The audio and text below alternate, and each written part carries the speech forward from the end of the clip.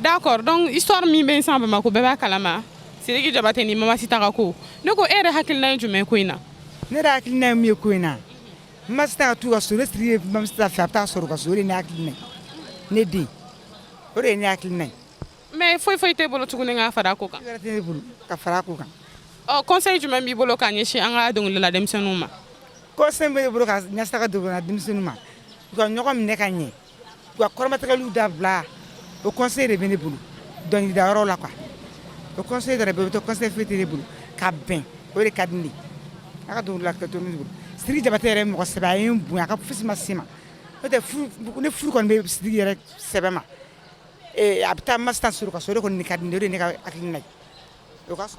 D'accord, merci.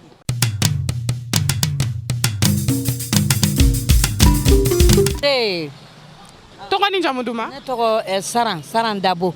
I bɛ baara jumɛn na? Ne ye jagokɛla de ye. Awɔ. D'accord. Sisan nɔ komi histoire min bɛ Mali kɔnɔ an bɛɛ b'a kalama Sidiki DIABATE n'a terimuso ka ko y'a bugɔ ko fo Sidiki kun nominenen don u y'a retiré donc e hakilinata ye mun ye nin ko in yɛrɛ kan ko parce que k'a ye muso bugɔ e hakilinata ye voilà a ka bɔ a la yɛrɛ de n'a ɲana o ka d'an ye n'a ye denni minɛ ka ɲa o ka d'an ye u b'a bila a la mɔgɔ muso bɛ bugɔ mais i tɛ muso gosi tan sa a y'a bugɔ cogo min a ma diya ne yɛrɛ ye awɔ denni ye cogo yɛrɛ n'i y'a ye wolomuso bɛɛ bɛ miiri yɛrɛ de la ni den ye minɛ kojugu la cogo dɔ la a bɛ mɔgɔ tɔɔrɔ ne kɔni b'a ɲini Ala fɛ Ala ka nin ko ban k'a ko datugu Sidiki ka segin a kɔ a ka denni furakɛ a k'a furakɛ ka fɛnw d'a ma o bɛ diya ne ye awɔ o ye ne ka ko ye. Conseil jumɛn b'e bolo k'a ɲɛsin an ka dɔnkilidala denmisɛnninw ma?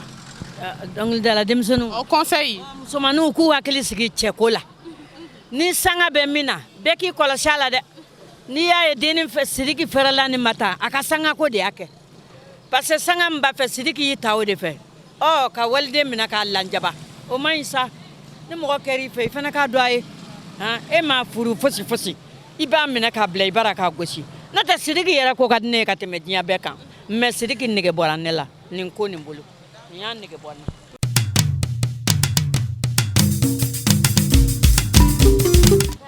I tɔgɔ? Ibrahim Jakite. Ibrahim Jakite. I ka baara ye jumɛn ye? N ka baara ye nin bolili le. N bɛ moto taxi de boli. Moto taxi. Donc e hakilinata ye Sidiki ni Mama Sita ka ko in e hakilinata yɛrɛ ye jumɛn ko in na? Bon ne kɔni hakilinata ye mun ye a kun man ka bugɔ a fɔ mun na musow b'i n'a fɔ an woloba bon an k'u bɛɛ minɛ ka ɲɛ quoi o de kun ka ɲi quoi bon ale Sidiki filɛ an b'a ale fɛ quoi ni artiste bɛɛ ye quoi mais ale ye nin mun kɛ o ma ɲa bon a filɛ ka nin mun kɛ a ka ko dɔgɔyara an bolo dɔɔni quoi i m'a ye muso filɛ a tɛ bugɔ fɛn quoi an kan ka bugɔ a bonya an balakaw de don quoi o de kun ka ɲi quoi i m'a ye bon. Voilà welekan jumɛn b'e bolo conseil k'a ɲɛsin artiste denmisɛnnin tɔw ma?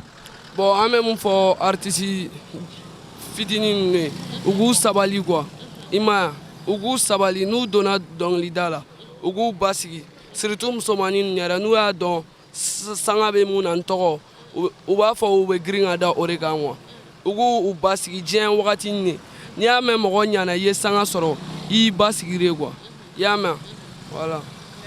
Kuma ɲɛna merci.